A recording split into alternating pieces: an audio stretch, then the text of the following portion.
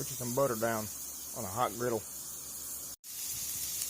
Put you some little meatballs on there. A little bit bigger than a golf ball. Smaller than a baseball. With the griddle piping hot, you're going to take a smasher and burn the shit out yourself.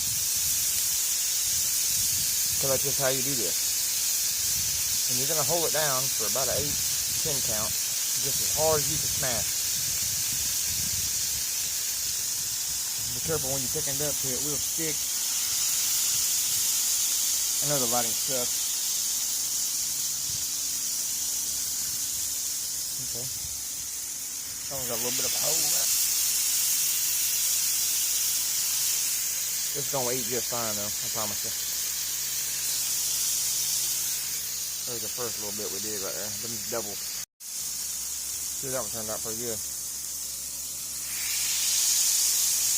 You gotta have it piping hot or it don't work right.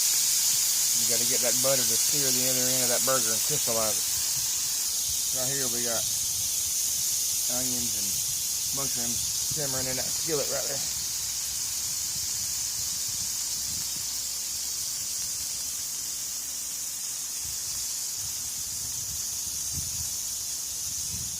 We're just using regular old, what is that? I don't even know, I think it's 80-20. See, that one smashed out just right. See, that first one stuck a little bit, but it usually don't matter much. It's a little sticking. It's gonna happen.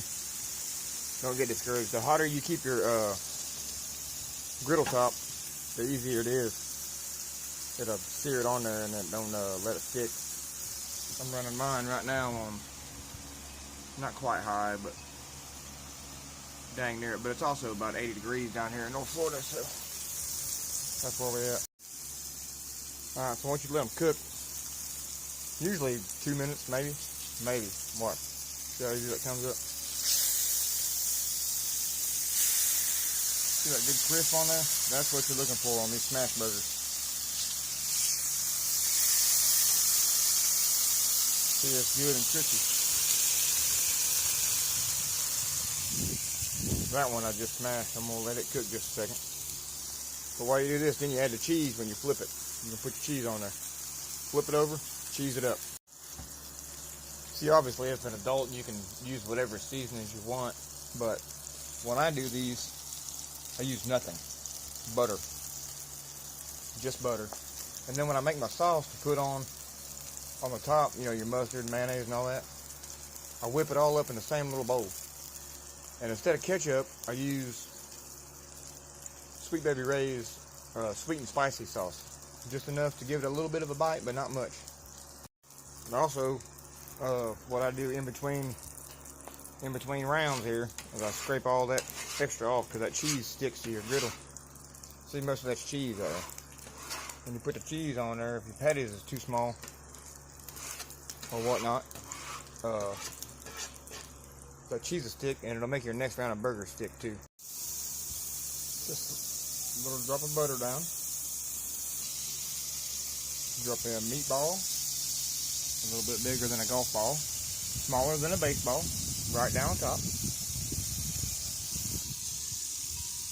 A smasher of your choice. I got this one off of Amazon, like 13, 14 bucks. And you smash it down as flat as you can get for about 10 seconds.